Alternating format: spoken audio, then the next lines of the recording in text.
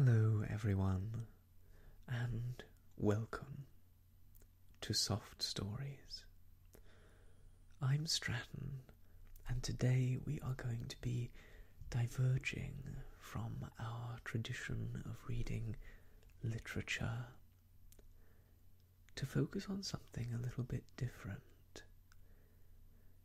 If you were with us for our reading of How to Live on 24 Hours a Day, you may remember that the author, Mr. Arnold Bennett, mentioned a number of philosophers in whom he was particularly interested.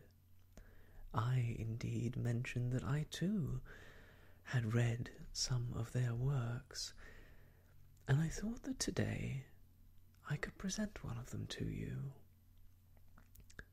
For those of you who are interested in philosophy, it should prove a little treat, and for those of you who may not be, it will certainly help lull you to sleep. Today I am going to be reading, and we are going to be enjoying together, a little pamphlet called Encheiridion, the Handbook of Epictetus. The copy that I have here in my hand is not particularly fine.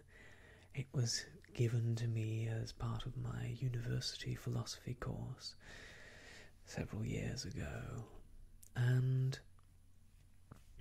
though it is not a leather-bound, hard-backed copy, it still contains some useful information, even if just as a thought exercise. And those of you who are familiar with discussions of philosophy will know that the point of reading philosophy is not only to learn, but also to question.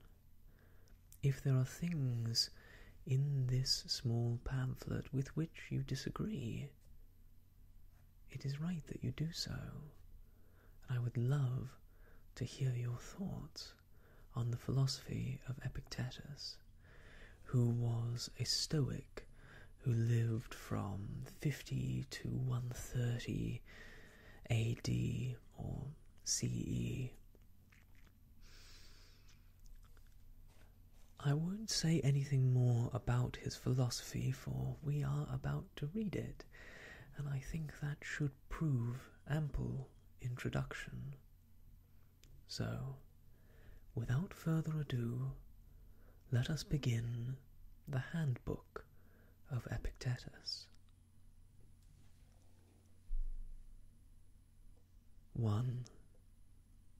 Some things are up to us, and some are not up to us.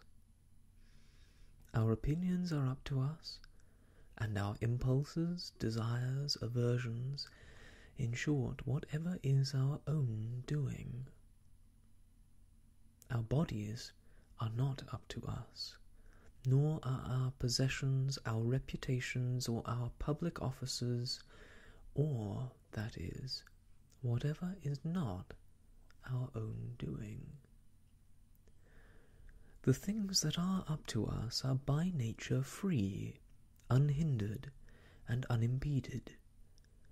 The things that are not up to us are weak, enslaved, hindered, not our own. So you remember, if you think that things naturally enslaved are free, or that things not your own are your own, you will be thwarted, miserable, and upset, and will blame both gods and men. But if you think that only what is yours, and that what is not your own is, just as it is, not your own, then no one will ever coerce you, no one will hinder you, you will blame no one, You will not accuse anyone. You will not do a single thing unwillingly. You will have no enemies, and no one will harm you, because you will not be harmed at all. As you aim for such great goals, remember that you must not undertake them by acting moderately, but must let some things go completely and postpone others for the time being. But if you want both those great goals, and also to hold public office and to be rich, then you may, perhaps, not get even the latter, just because you aim at the former too. And you certainly will fail to get the former, which are the only things that yield freedom and happiness.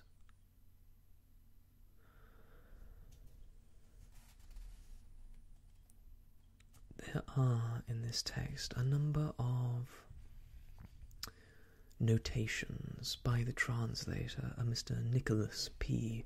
White, which I am neglecting to read for time's sake, but which I think, should you be interested in following up on what we're learning today, be excellent resources.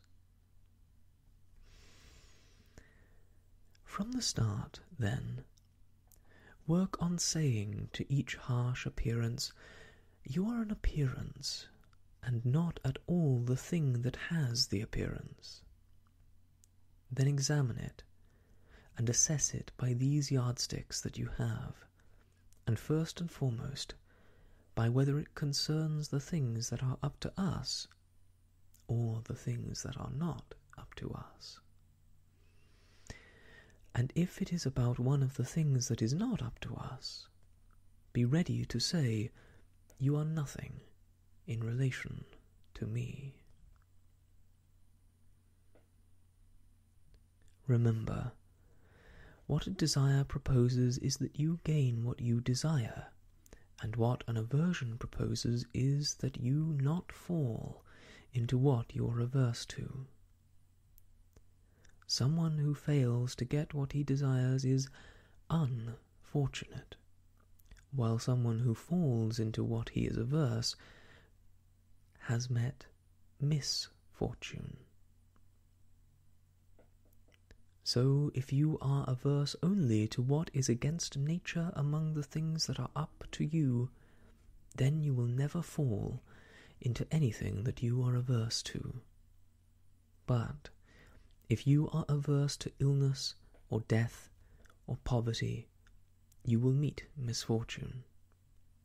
So detach your aversion from everything not up to us, and transfer it to what is against nature among the things that are up to us. And for the time being, eliminate desire completely, since if you desire something that is not up to us, you are bound to be unfortunate, and at the same time, none of the things that are up to us, which it would be good to desire, will be available to you. Make use only of impulse and its contrary, rejection, though with reservation, lightly, and without straining. In the case of everything attractive or useful, or that you are fond of, remember to say just what sort of thing it is, beginning with the least little things. If you are fond of a jug, say, "I am fond of a jug," for then, when it is broken, you will not be upset. If you kiss your wife or your child, say that you are kissing a human being, for when it dies you will not be upset. When you are about to undertake some action, remind yourself what sort of action it is. If you are going out for a bath, put before your mind what happens at baths. There are people who splash, people who jostle, people who are insulting, people who steal. And you will undertake the action more securely if from the start you say of it, I want to take a bath and to keep my choices in accordance with nature. And likewise for each action. For that way, if something happens to interfere with your bathing, you will be ready to say, oh well, I wanted not only this, but also to keep my choices in accord with nature, and I cannot do that if I am annoyed with things that happen. What upsets people is not things themselves, but their judgments about the things. For example, death is nothing dreadful, or else it would have appeared dreadful to Socrates.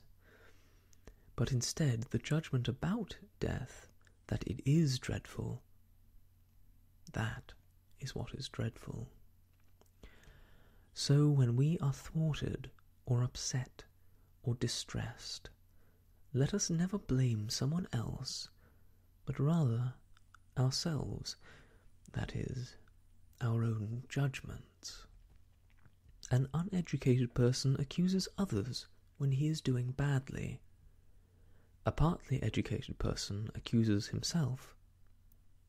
An educated person accuses neither someone else nor himself.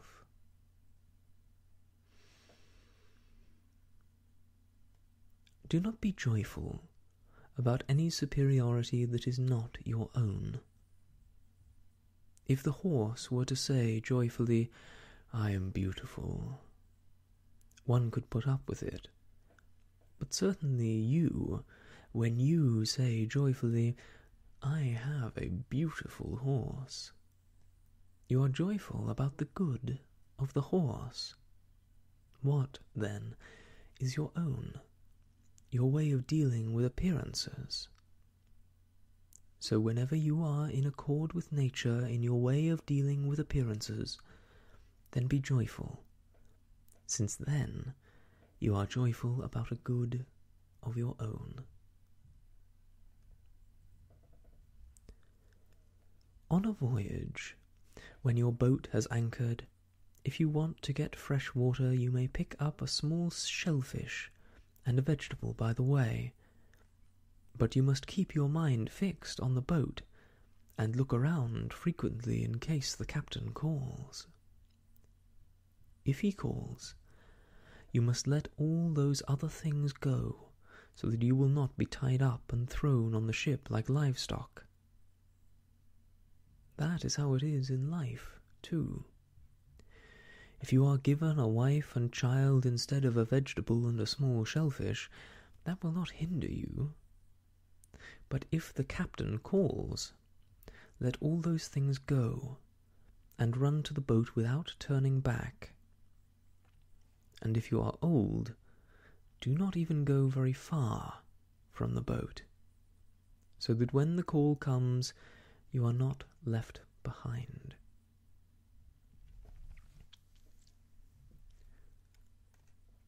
Do not seek to have events happen as you want them, but instead want them to happen as they do happen, and your life will go well. Illness interferes with the body, not with one's faculty of choice, unless that faculty of choice wishes it to. Lameness interferes with the limb, not with one's faculty of choice. Say this at each thing that happens to you, since you will find that it interferes with something else, not with you. At each thing that happens to you, remember to turn to yourself and ask what capacity you have for dealing with it. If you see a beautiful boy or woman, you will find the capacity of self-control for that. If hardship comes to you, you will find endurance. If it is abuse, you will find patience. And if you become used to this, you will not be carried away by appearances. Never say about anything, "I have lost it," but instead, "I have given it back." Did your child die?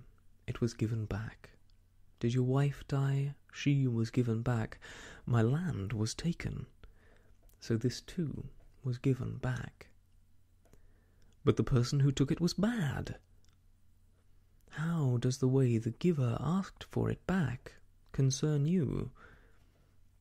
As long as he gives it, take care of it as something that is not your own, just as travellers treat an inn.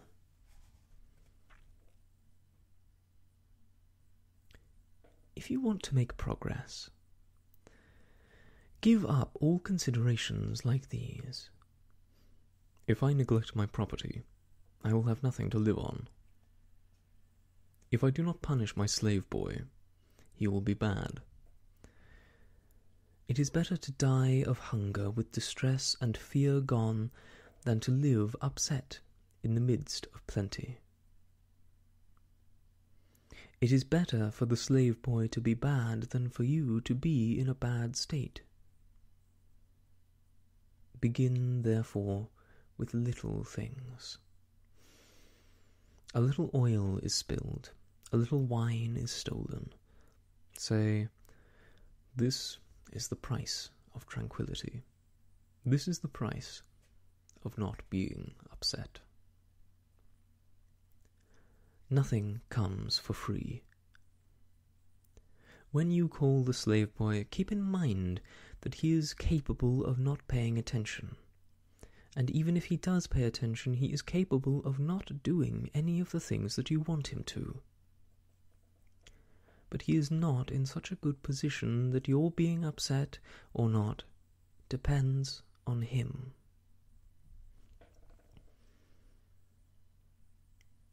If you want to make progress, let people think you are a mindless fool about externals, and do not desire a reputation for knowing about them.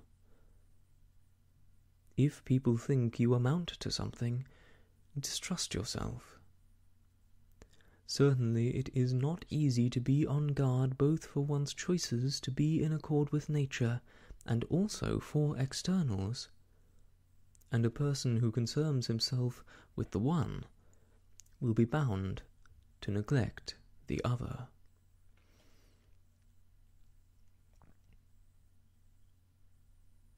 You are foolish if you want your children and your wife and your friends to live forever, since you are wanting things to be up to you that are not up to you, and things to be yours that are not yours. You are stupid in the same way if you want your slave boy to be faultless, since you are wanting badness not to be badness, but something else. But wanting not to fail to get what you desire, this you are capable of. A person's master is someone who has power over what he wants or does not want, either to obtain it or take it away. Whoever wants to be free, therefore, let him not want or avoid anything that is up to others. Otherwise he will necessarily be a slave.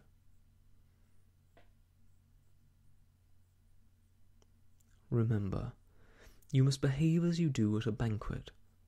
Something is passed around and comes to you. Reach out your hand politely and take some. It goes by. Do not hold it back. It has not arrived yet. Do not stretch your desire out toward it, but wait until it comes to you.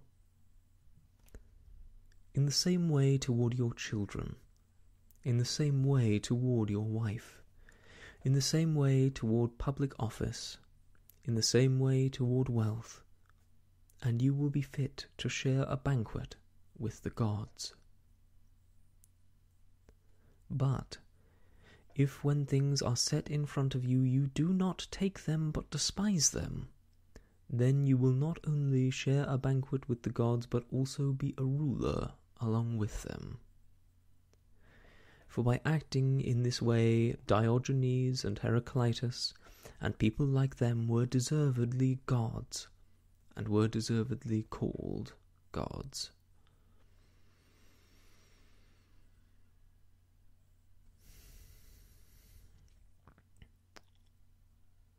When you see someone weeping in grief at the departure of his child or the loss of his property, take care not to be carried away by the appearance that the externals he is involved in are bad, and be ready to say immediately,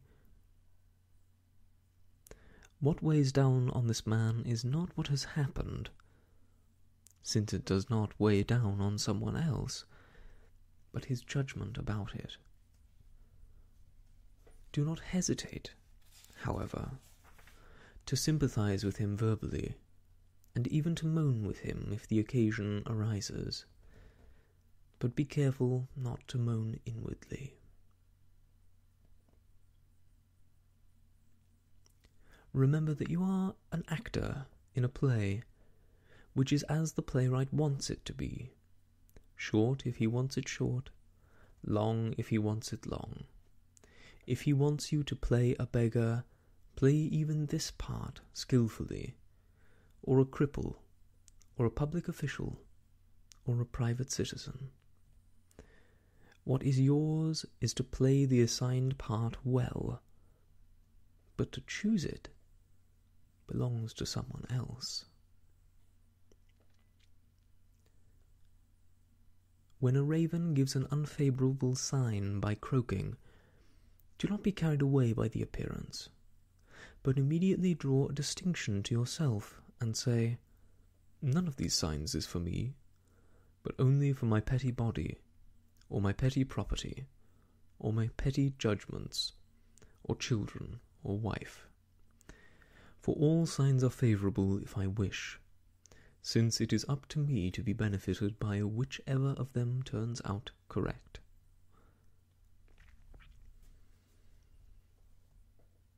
You can be invincible if you do not enter any contest in which victory is not up to you.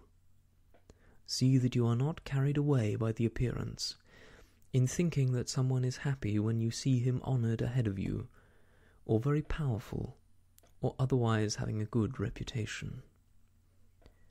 For if the really good things are up to us, neither envy nor jealousy has a place, and you yourself will want neither to be a general, nor a magistrate, nor a consul, but to be free. And there is one road to this: despising what is not up to us. Remember that what is insulting is not the person who abuses you or hits you, but the judgment about them, that they are insulting. When someone irritates you, be aware that what irritates you is your own belief. Most importantly, therefore, try not to be carried away by appearance, since if you once gain time and delay, you will control yourself more easily. Let death and exile, and everything that is terrible appear before your eyes every day, especially death, and you will never have anything contemptible in your thoughts, or crave anything excessively.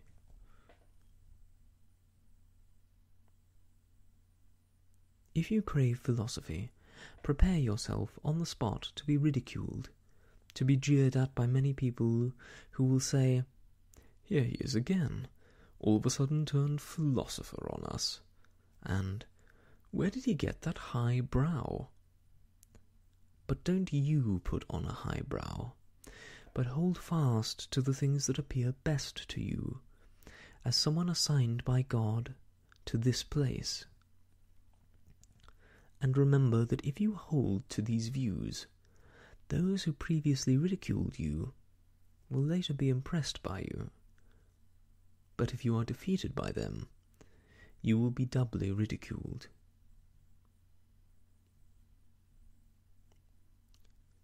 If it ever happens that you turn outward to want to please another person, certainly you have lost your plan of life.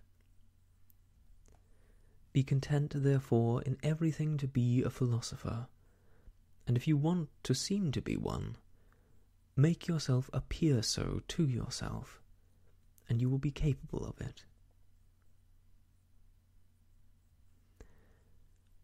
Do not be weighed down by the consideration, I shall live without any honour. Everywhere is a nobody. For if lack of honours is something bad, I cannot be in a bad state because of another person, any more than I can be in a shameful one. It is not your task to gain political office, or be invited to a banquet, is it? Not at all. How then is that a lack of honour? And how will you be a nobody everywhere? If you need to be somebody only in things that are up to you, in which it is open to you to be of the greatest worth. But your friends will be without help. What do you mean, without help? Well, they will be without a little cash from you, and you will not make them Roman citizens. Who told you, then, that these things are up to you, and not the business of someone else? Who can give to someone else what he does not have himself? Get money, someone says, so that we may have some. If I can get it while keeping self-respect and trustworthiness and high-mindedness, show me the way, and I will get it. But if you demand that I lose the good things that are mine so that you may acquire things that are not good, see for yourselves how unfair and inconsiderate you are. Which do you want more? Money, or a self-respecting and trustworthy friend? Then help me more toward this, and do not expect me to do the things that will make me lose these qualities. But my country, he says, will be without help, insofar as it depends on me. Again, what sort of help is this? So it will not have porticos and baths by your efforts. What does that amount to? For it does not have shoes because of the blacksmith, or weapons because of the cobbler, but it is enough if each person fulfills his own task. And if you furnished for it another citizen who was trustworthy and self-respecting, would you in no way be helpful to it? Yes, I would be. Then neither would you yourself be unhelpful to it. Then what place, he says, will I have in the city? The one that you can have by preserving your trustworthiness and self-respect. And if while wanting to help it you throw away these things, what use will you be to it if you turn out shameless and untrustworthy? Has someone been given greater honour than you at a banquet, or in a greeting, or by being brought in to give advice? If these things are good, you should be glad that he has got them. If they are bad, do not be angry that you did not get them. And remember, you cannot demand an equal share if you did not do the same things, with a view to getting things that are not up to us. For how can someone who does not hang around a person's door have an equal share with someone who does? Or someone who does not escort him with someone who does? Or someone who does not praise him with someone who does? You will be unjust and greedy, then, if you want to obtain these things for free when you have not paid the price for which they are bought. Well, what is the price of heads of lettuce? An obol, say. If someone who has paid an obol takes the heads of lettuce, and you who do not pay do not take them, do not think that you are worse off than the one who did. For just as he has the lettuce, you have the obol that you did not pay. It is the same in this case. You were not invited to someone's banquet? You did not give the host the price of the meal. He sells it for praise. He sells it for attention. Then give him the balance for which it is sold, if that is to your advantage. But you are greedy and stupid if you want both not to pay and also to take. Have you got nothing, then, in place of the meal? Indeed, you do have something. You did not praise someone you did not wish to praise, and you did not have to put up with the people around his door. It is possible to learn the will of nature from the things in which we do not differ from each other. For example, when someone else's little slave boy breaks his cup, we're ready to say, it's one of those things that just happen. Certainly, then, when your own cup is broken, you should be just the way you were when the other person's was broken. Transfer the same idea to larger matters. Someone else's child is dead, or his wife. There is no one who would not say, it's the lot of a human being. But when one's own dies, immediately it is, alas, poor me. But we should have remembered how we feel when we hear of the same thing about others.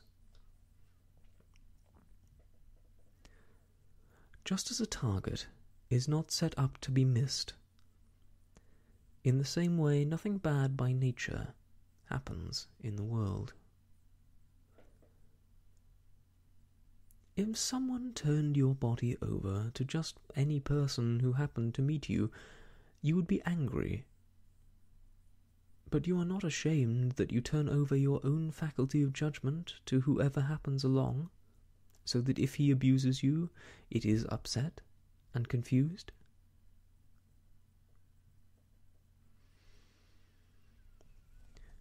For each action, consider what leads up to it and what follows it, and approach it in the light of that.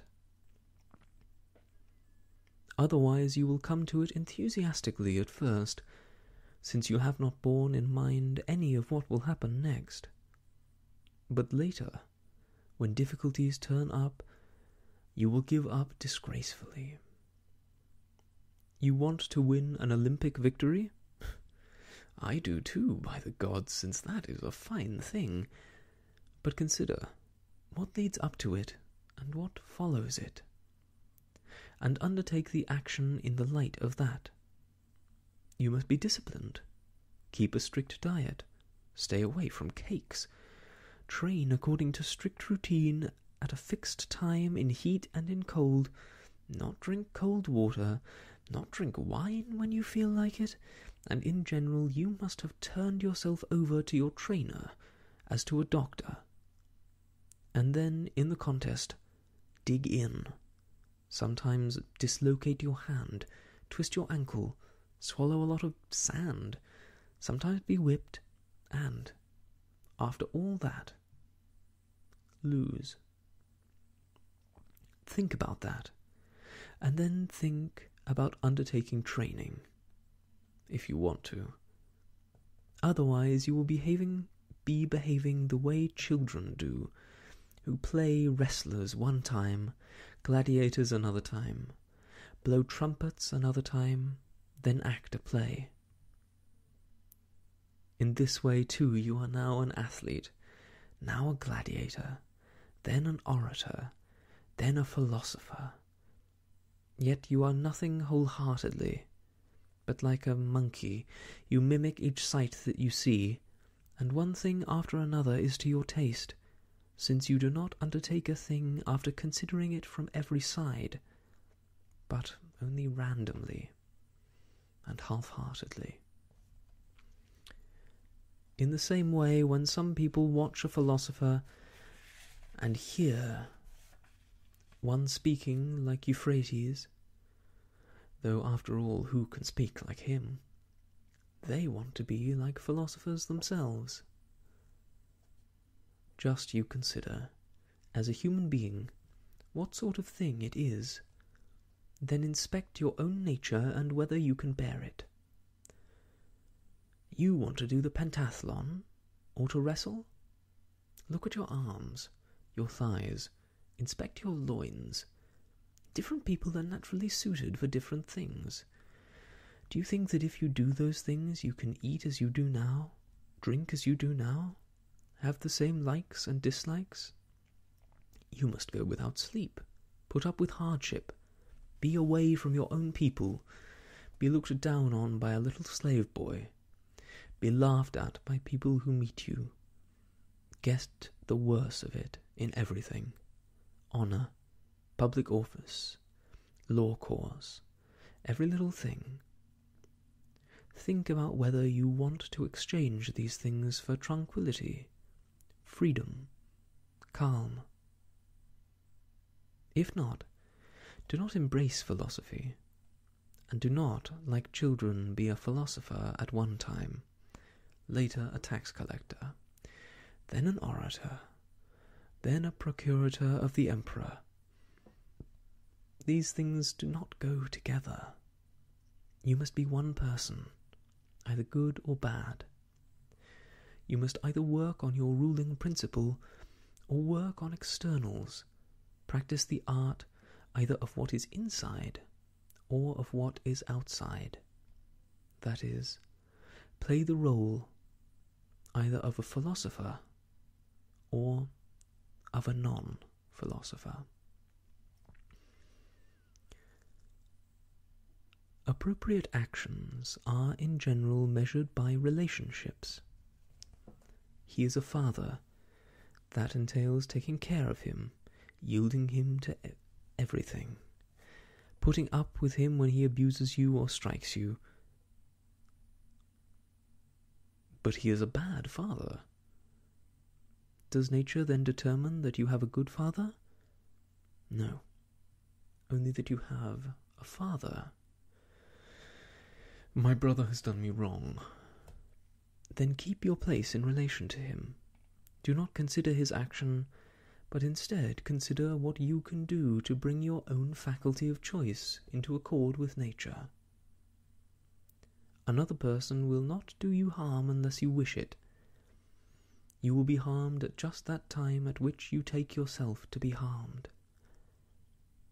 In this way, then, you will discover the appropriate actions to expect from a neighbour, from a citizen, from a general, if you are in the habit of looking at relationships.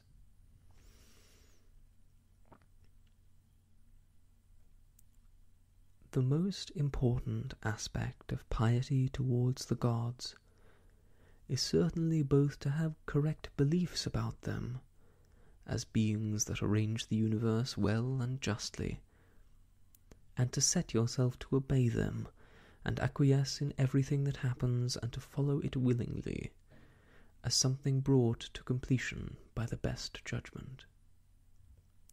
For in this way you will never blame the gods, or accuse them of neglecting you. And this piety is impossible unless you detach the good and the bad from what is not up to us, and attach it exclusively to what is up to us. Because if you think that any of what is not up to us is good or bad, then when you fail to get what you want and fall into what you do not want, you will be bound to blame and hate those who cause this. For every animal by nature flees and turns away from the things that are harmful and from what causes them, and pursues and admires things that are beneficial and what causes them. There is, therefore, no way for a person who thinks he is being harmed to enjoy what he thinks is harming him, just as it is impossible to enjoy the harm itself. Hence a son even abuses his father, when the father does not give him a share of things that he thinks are good. And thinking that being a tyrant was a good thing is what made enemies of Polynices and Eteocles. This is why the farmer too abuses the gods, and the sailor, and the merchant, for those who have lost their wives and children. For wherever someone's advantage lies, there he also shows piety. So whoever takes care to have desires and aversions, as one should also in the same instance, takes care about being pious. And it is always appropriate to make libations and sacrifices and give first fruits according to the custom of one's forefathers, in a manner that is pure, and neither slovenly nor careless, nor indeed cheaply, nor beyond one's means.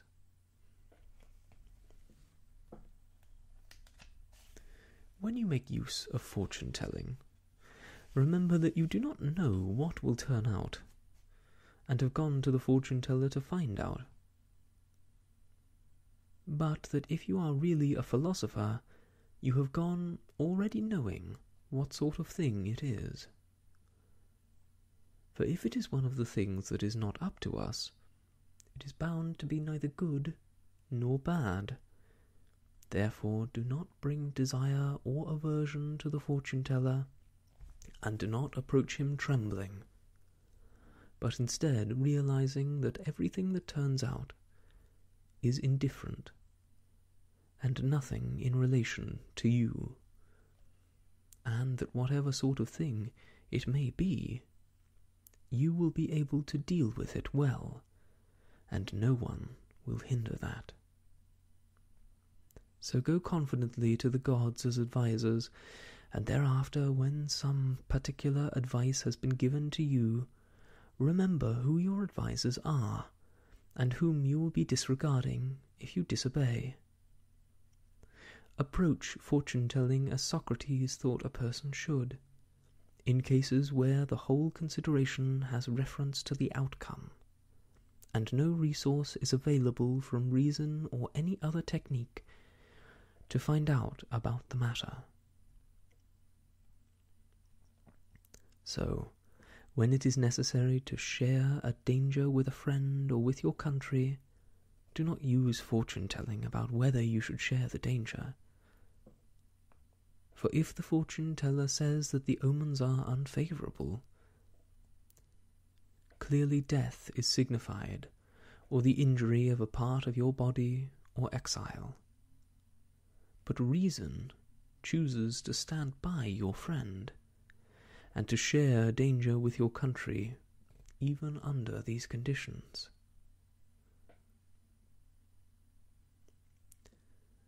For this reason, pay attention to the greater fortune-teller, Pythian Apollo, who threw out of the temple the man who did not help his brother when he was being murdered.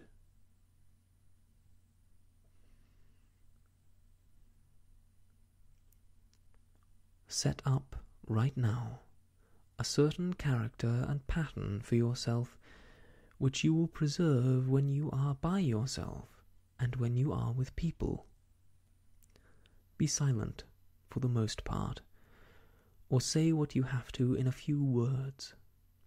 Speak rarely, when the occasion requires speaking, but not about just any topic that comes up, not about gladiators, horse races, athletes, eating or drinking, the things that always come up. And especially if it is about people, talk without blaming, or praising, or comparing. Divert, by your own talk, if you can, the talk of those with you to something appropriate.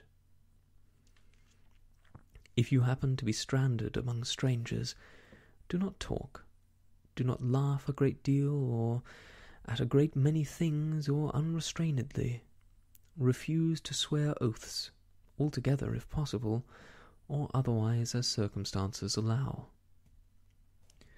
Avoid banquets given by those outside philosophy. But if the appropriate occasion arises, take care not to slide into their ways, since certainly if a person's companion is dirty, the person who spends time with him, even if he happens to be clean, is bound to become dirty too. Take what has to do with the body to the point of bare need, such as food, drink, clothing, household slaves, and cut out everything that is for reputation or luxury. As for sex, stay pure as far as possible before marriage, and if you have it, do only what is allowable.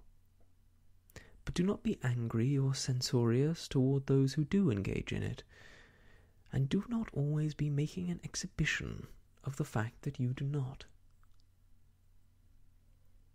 If someone reports back to you that so-and-so is saying bad things about you, do not reply to them, but answer, "Obviously he didn't know my other bad characteristics, since otherwise he wouldn't just have mentioned these." For the most part, there is no reason to go to public shows. But if ever the right occasion comes, do not show your concern to be for anything but yourself. That is to say, wish to have happen only what does happen, and for the person to win who actually does win, since that way you will not be thwarted. But refrain completely from shouting or laughing at anyone, or being very much caught up in it. After you leave, do not talk very much about what has happened, except what contributes to your own improvement, since that would show that the spectacle had impressed you. Do not go indiscriminately or readily to people's public lectures, but when you do, be on guard to be dignified and steady, and at the same time, try not to be disagreeable. When you're about to meet someone, especially someone who seems to be distinguished, put to yourself the question, what would Socrates or Zeno have done in these circumstances? And you will not be at a loss as to how to deal with the occasion. When you go to see someone who is important, put to yourself the thought that you will not find him at home, that you will be shut out, that the door will be slammed, that he will pay no attention to you. If it is appropriate to go even under these conditions, go and put up with what happens, and never say to yourself, "It wasn't worth all that," for that is the way of a non-philosopher, someone who is misled by externals. In your conversations, stay away from making frequent and long-winded mention of what you have done and the dangers you have been in, since it is not as pleasant for others to hear about what has happened to you as it is for you to remember your own dangers. I know a couple of people for whom that might be good advice. Stay away from raising a laugh, since this manner slips easily into vulgarity, and at the same time is liable to lessen your neighbour's respect for you. It is also risky to fall into foul language, so when anything like that occurs, if a good opportunity arises, go so far as to criticize the person who has done it, and otherwise, by staying silent and blushing and frowning, you will show that you are displeased by what has been said.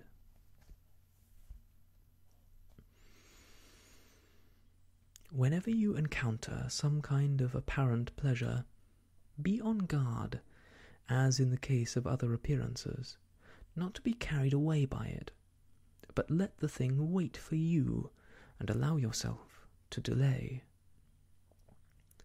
Then bring before your mind 2 times, both the time when you enjoy the pleasure and the time when, after enjoying it, you later regret it and berate yourself, and set against these the way you will be pleased, and will praise yourself if you refrain from it.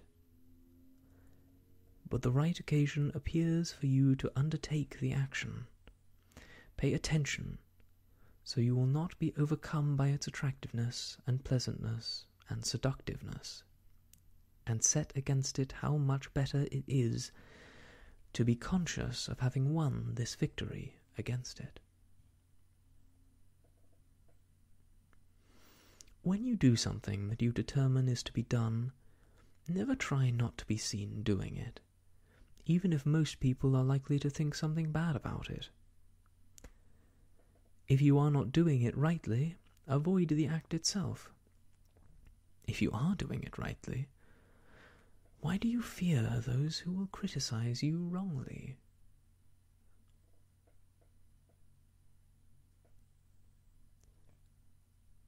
Just as the propositions, "it is day," and "it is night," have their full value when disjoined, in "it is day" or "it is night," but have negative value when conjoined, "it is day" and "it is night."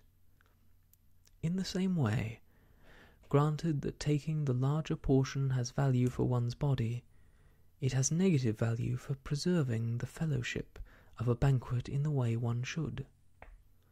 So when you eat with another, remember not merely to see the value for your body of what lies in front of you, but also to preserve your respect for your host. If you undertake some role beyond your capacity, you both disgrace yourself by taking it, and also thereby neglect the role that you were unable to take. Just as in walking about you pay attention so as not to step on a nail or twist your foot, pay attention in the same way so as not to harm your ruling principle. And if we are on guard about this in every action, we shall set about it more securely. The measure of possessions for each person is the body, as the foot is of the shoe. So if you hold to this principle, you will preserve the measure. But if you step beyond it, you will in the end be carried as if over a cliff. Just as in the case of the shoe, if you go beyond the foot, you get a gilded shoe, and then a purple embroidered one. For there is no limit to a thing once it is beyond its measure.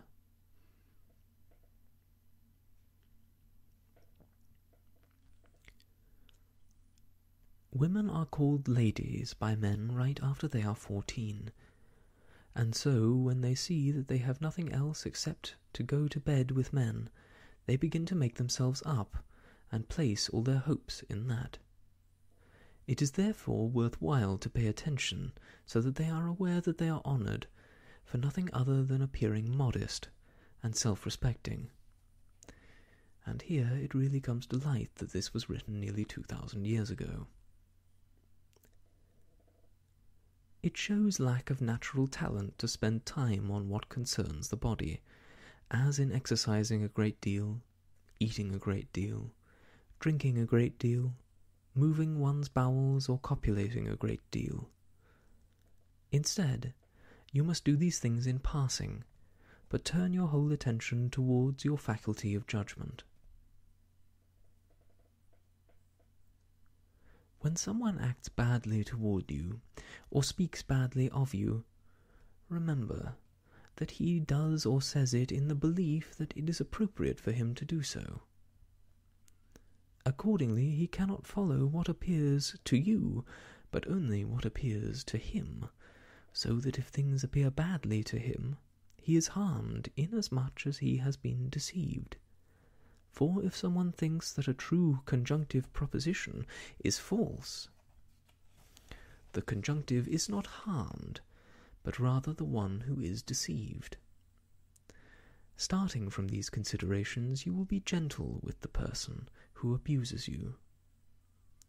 For you must say on each occasion, "That's how it seemed to him."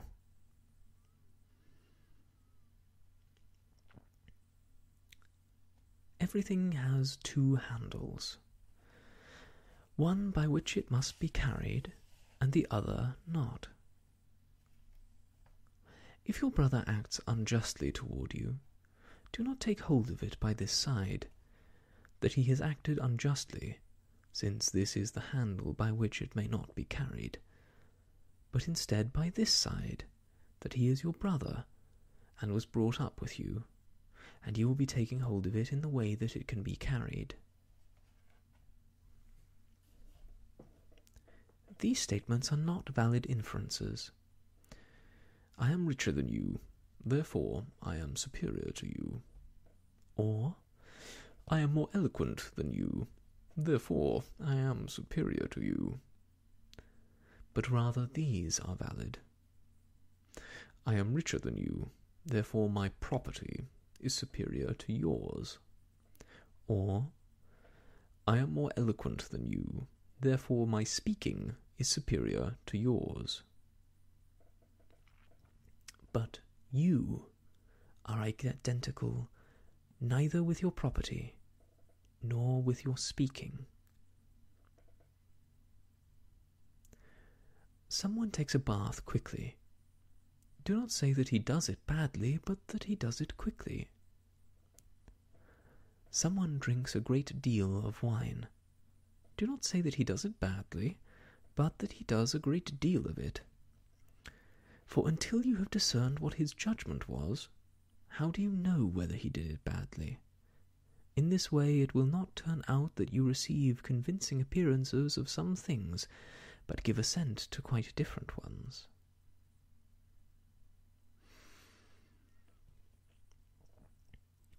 Never call yourself a philosopher, and do not talk a great deal among non-philosophers about philosophical propositions, but do what follows from them. For example, at a banquet, do not say how a person ought to eat, but eat as a person ought to. Remember that Socrates had so completely put aside ostentation that people actually went to him when they wanted to be introduced to philosophers, and he took them. He was that tolerant of being overlooked. And if talk about philosophical propositions arises among non-philosophers, for the most part, be silent, since there is a great danger of your spewing out what you have not digested. And when someone says to you that you know nothing, and you are not hurt by it, then you know that you are making a start at your task.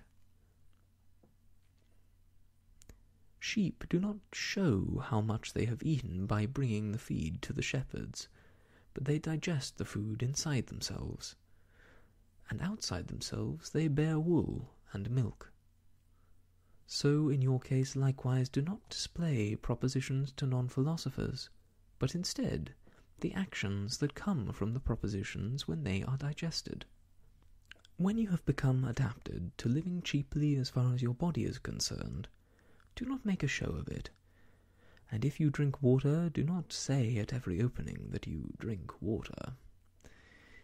If you wish to train yourself to hardship, do it for yourself, and not for those outside. Do not throw your arms around statues. Instead, when you are terribly thirsty, take cold water into your mouth and spit it out, and do not tell anyone about it.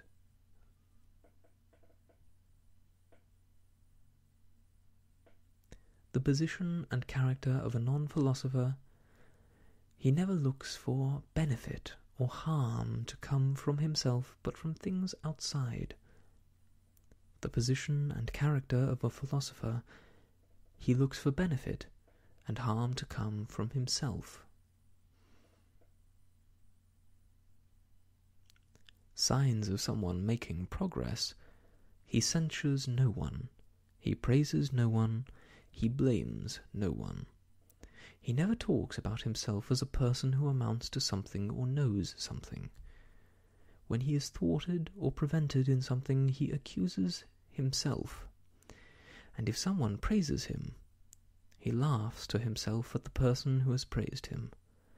And if someone censures him, he does not respond. He goes around like an invalid, careful not to move any of his parts that are healing before they have become firm. He has kept off all desire from himself, and he has transferred all aversion onto what is against nature among the things that are up to us. His impulses toward everything are diminished. If he seems foolish or ignorant, he does not care. In a single phrase, he is on guard against himself as an enemy lying in wait. When someone acts grand because he understands and can expound the works of Chrysippus, say to yourself, if Chrysippus had not written unclearly, this man would have nothing to be proud of. But what do I want? To learn to understand nature and follow it. So I try to find out who explains it. And I hear that Chrysippus does, and I go to him. But I do not understand the things that he has written, so I try to find the person who explains them. Up to this point there is nothing grand. But when I do find someone who explains them, what remains is to carry out what has been conveyed to me. This alone is grand. But if I am impressed by the explaining itself, what have I done but ended up a grammarian instead of a philosopher? Except that I am explaining Chrysippus instead of Homer. Instead, when someone says to me, "Read me some Chrysippus," I turn red when I cannot exhibit actions that are similar to his words and in harmony with them.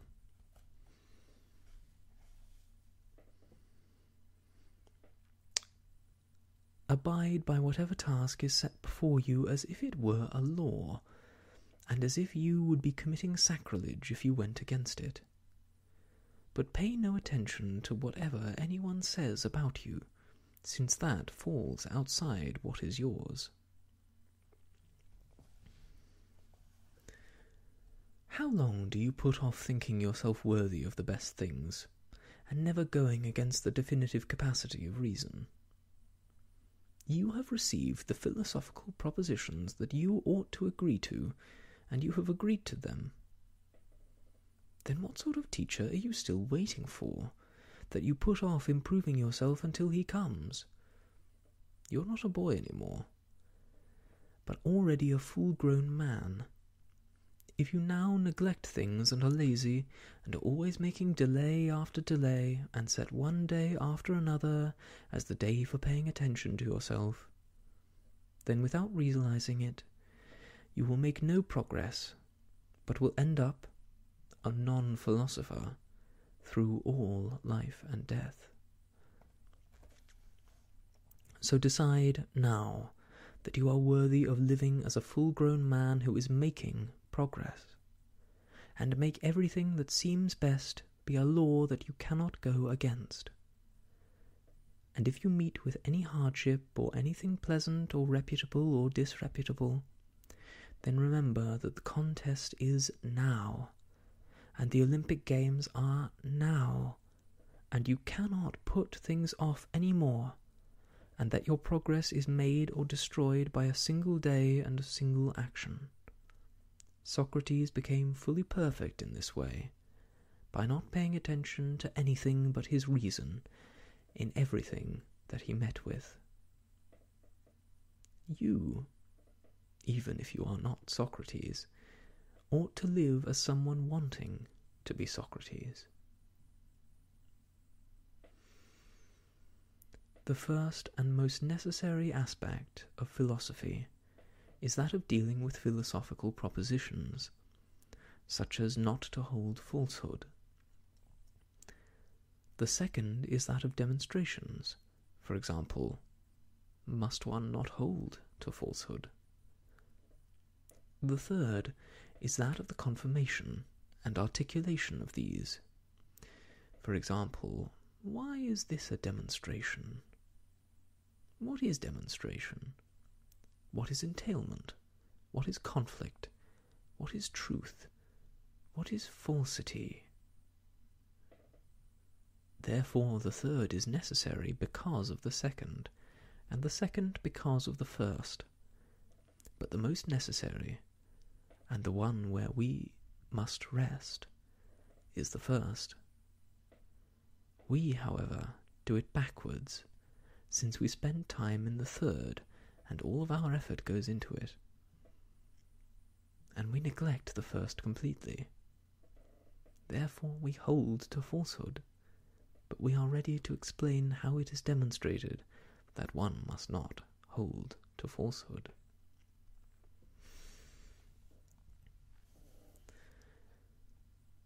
On every occasion, you must have these thoughts ready. Lead me, Zeus, and you too, Destiny, wherever I am assigned by you. I'll follow and not hesitate, but even if I do not wish to, because I'm bad, I'll follow anyway. Whoever has complied well with necessity is counted wise by us and understands divine affairs. Well, Crito, if it is pleasing to the gods this way, then let it happen this way. Anytus and Meletus can kill me, but they can't harm me.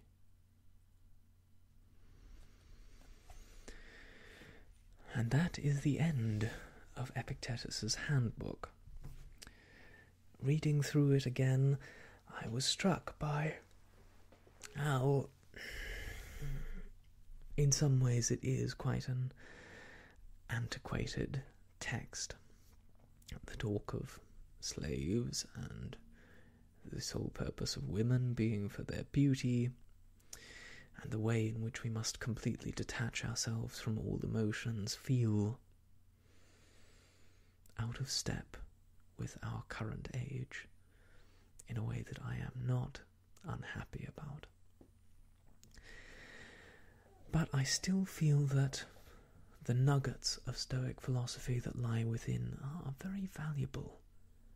The idea that one is the master of one's own thoughts and emotions, that outside influences affect us because we let them, that we must act in accordance with our own best nature, or else we are doing things for other people, that the actions of other people do not totally define them, and that we should be thoughtful in all things. I find great value in these ideas, and I hope that you too, even if perhaps you subscribe to another philosophical theory, see the value in them too. Thank you very much for indulging me as we walk down memory lane for me into my university days and studying philosophy. Thank you very much. I look forward to seeing you again soon when I have something more up our alley. Until then, I wish you all the best, and goodbye.